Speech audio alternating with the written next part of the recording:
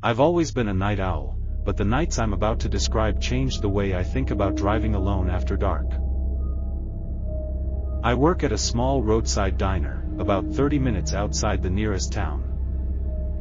Most of the time, the drive home is peaceful, the winding roads, the occasional rustle of trees, the faint hum of tires on asphalt. It's calming, almost meditative. But some nights, the quiet isn't calming. Some nights, the darkness feels alive. Some nights, the road itself seems to watch you, waiting for a single misstep. Calming. Some nights, the darkness.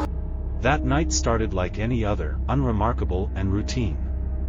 I finished my late shift at the diner, packed my bag into the back seat, and slid into the driver's seat, ready for the familiar drive home along the twisting back roads.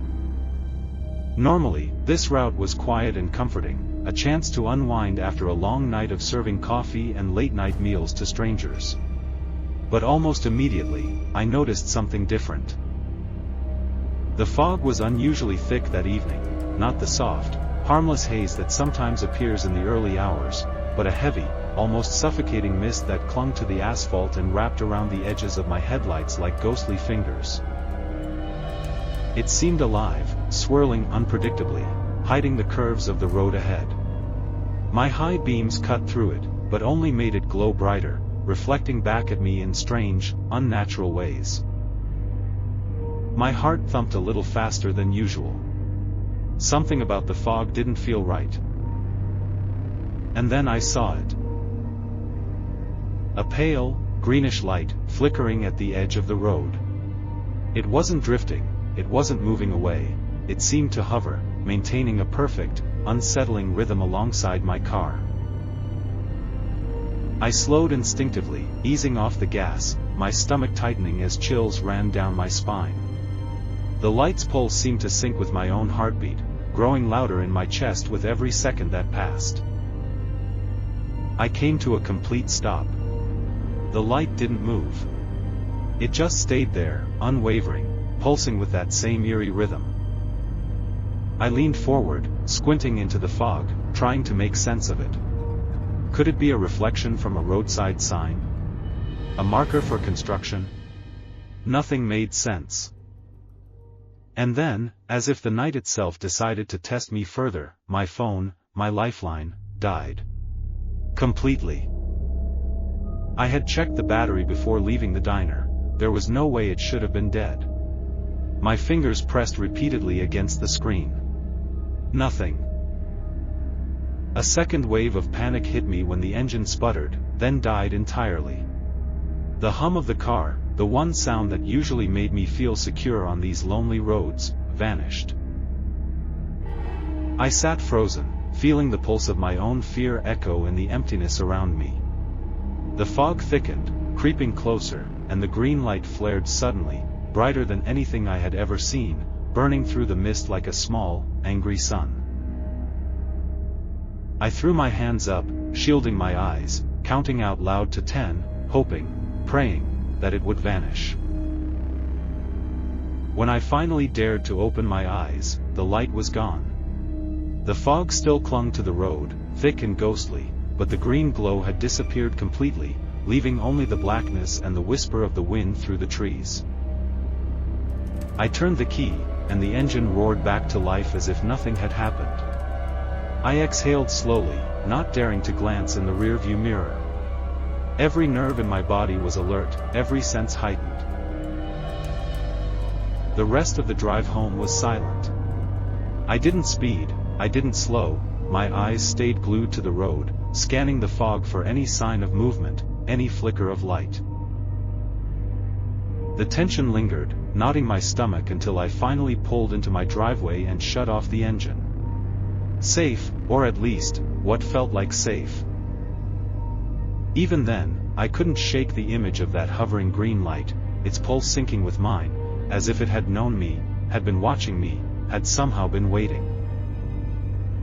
To this day, I avoid driving that stretch of back roads after nightfall whenever I can. I don't know what it was, nothing I've ever researched comes close. All I know is that the quiet roads I used to love, the ones that always felt like a sanctuary, now feel alive in a way I can't explain. And that green light, sometimes I still see it in my dreams, pulsing, waiting. Coming. Some nights, the darkness.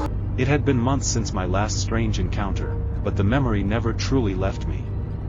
Still, when you're a long-haul truck driver, you learn to bury those fears deep. There's always another trip, another lonely highway to face. This time, I was hauling an empty freight truck across the desert, and the night couldn't have been clearer. Above me stretched an ocean of stars so bright and sharp, it felt like you could reach out and pluck them from the sky. The road stretched endlessly ahead, two thin yellow lines cutting through a landscape of sand and stone. For the first few hours, I felt strangely calm.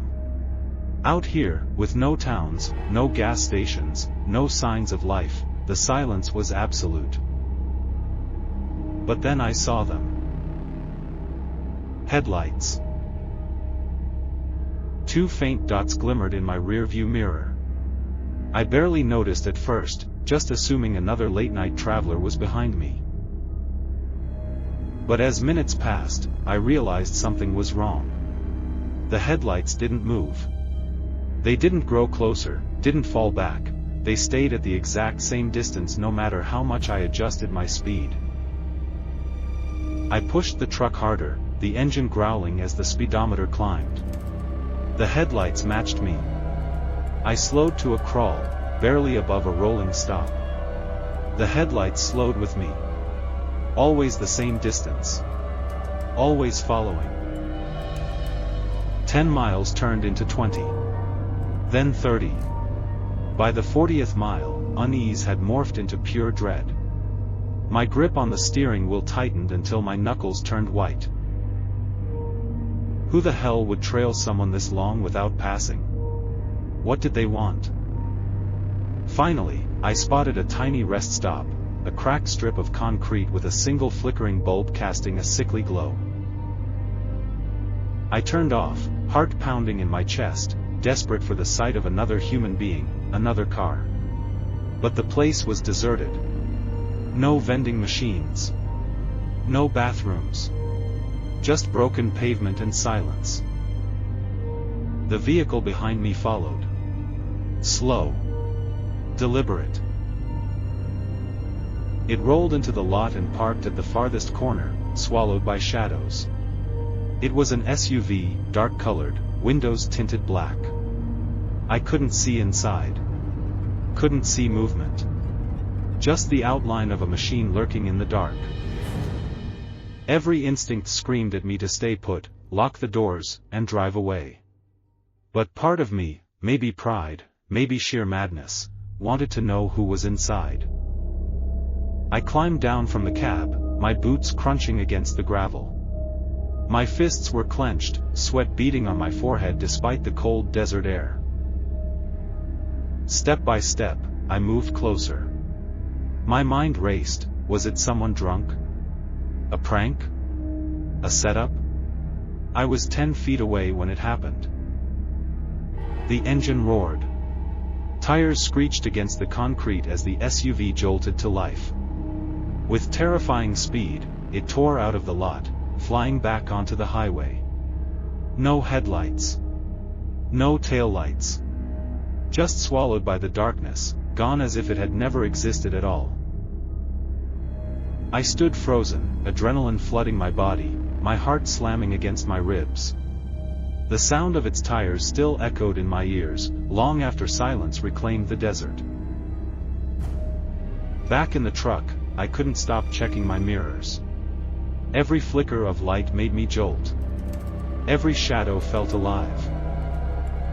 For the next 100 miles, I expected those headlights to reappear at any moment. But they never did. And somehow, that made it worse. Because out there, alone in the desert, I knew, someone had followed me for 40 miles, only to vanish when I confronted them. They hadn't been in a hurry. They hadn't been lost. They had been waiting. Coming. Some nights, the darkness Of all the strange encounters I've had, this one is the hardest to shake. It wasn't just strange, it felt like a trap, designed with me in mind. It was close to midnight, and I was joyriding through my hometown. The streets were dead quiet, the air crisp, the hum of my car engine soothing in the stillness. Streetlights flickered occasionally, but most of the road lay in shadow. The thrill of speed carried me forward, my headlights slicing through the empty night. Then I saw it. A shopping cart. It stood directly in the middle of the road, positioned perfectly in the center. My reflexes kicked in and I slammed the brakes, the tires screeching as the car skidded to a stop just feet away. My breath came fast, adrenaline spiking. A shopping cart? Out here, miles from any grocery store or strip mall? At first, I thought it was a prank. Teenagers, maybe. But the road was empty, silent. My curiosity got the better of me. Against every instinct, I climbed out of the car, leaving the engine idling. The cart was empty. Just metal and wheels, nothing inside. But something about it unsettled me. It was too clean, too intact, like it had been placed there deliberately, waiting for me. Then movement caught my eye. From the field beside the road, two figures sprinted out of the darkness. My stomach lurched. One of them came straight at the car, slamming into the passenger door so hard it rattled. I froze, caught between disbelief and terror. The figure's face pressed against the glass. Pale. Blood smeared across the skin. Blank eyes staring through me as though I wasn't even human. No expression. No voice. Just that awful emptiness in his gaze. The second figure hung back, half-shrouded in darkness, watching silent. My heart detonated in my chest. I stumbled backward, then bolted into the driver's seat. My hands shook so badly I nearly dropped the keys, but the engine roared to life and I slammed the accelerator. The shopping cart toppled with a clatter as I tore past, swerving wildly. Every mirror felt alive with movement. Shadows seemed to chase me, darting in and out of the corners of my vision. I couldn't breathe. Couldn't think. I dialed 911 with trembling fingers, shouting into the phone about what had just happened. The dispatcher tried to calm me down, told me to keep driving and give them the location. When the police finally arrived, I was still shaking. I told them everything: the cart, the figures, the blood, the face pressed against my window. They combed the road, the fields, everything. They found the cart. They found the scratches along my passenger door. They even found traces of blood. But no bodies. No footprints. No sign of anyone waiting in the field. The officers tried to reassure me, chalking it up to some kind of elaborate prank. But the blood on my car was real. The scratches were real. And the face I saw, that blank, inhuman face, was something no prank could ever explain away. To this day, I can't drive through that stretch of road without gripping the wheel until my fingers ache. The memory lingers, fresh as ever. Because sometimes, I wonder, what if I hadn't stopped in time? Because sometimes, I wonder, what if I hadn't stopped in time? And more importantly, what if they're still out there, waiting for someone else to fall into their trap? The roads are never really empty. You think you're alone, but something's always watching, just at the edge of your vision, just beyond the headlights. Some nights, it feels like the darkness is alive, waiting. And no matter how fast you drive, it's patient. It never forgets.